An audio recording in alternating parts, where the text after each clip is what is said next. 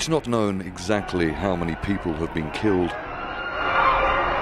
Activists say this video on YouTube shows police firing during a demonstration at Haramain University, more than 500 kilometers east of the capital, Addis Ababa.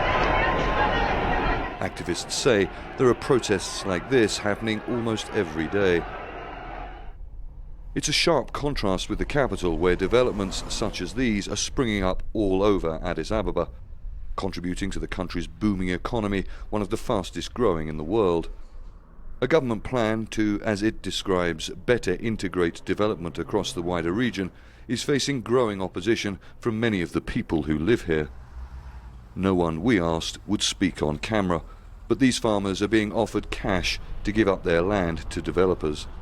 The vast majority of the people that live around Addis Ababa and the surrounding region are the Oromo. Now, they're the largest ethnic group in Ethiopia, and Oromo activists and opposition groups have long accused the government of ignoring their political, economic and cultural rights.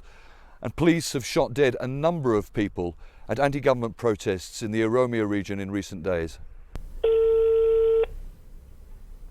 We contacted people in villages where we'd heard there have been protests, and we recorded this conversation.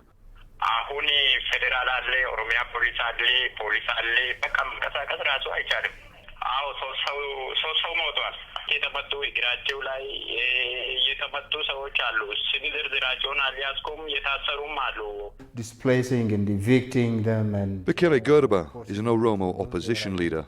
He served more than 3.5 years of an 8-year prison sentence for being involved in what the government describes as an Oromo terrorist organization.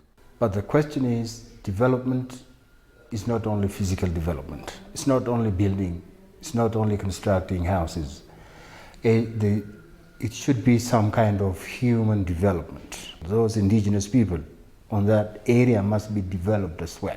And there should be accommodation in which they maintain their identity as well.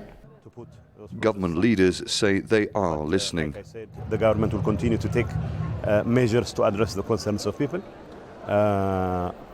Even one person's life is one too many, and the government will do everything necessary to bring action against those who are responsible for the loss of lives.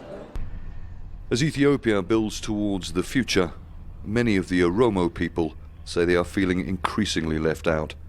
Charles Stratford, Al-Jazeera, Addis Ababa.